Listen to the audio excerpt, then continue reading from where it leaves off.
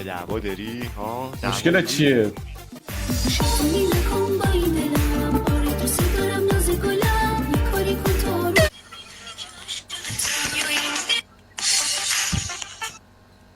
سلام.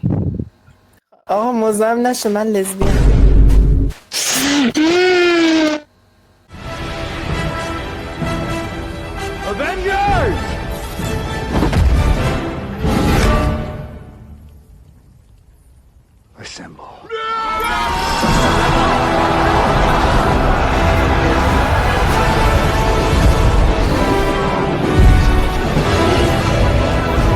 زئوس پسر تو برگشته. من با خورم نابودی و به المپ خواهم آمد.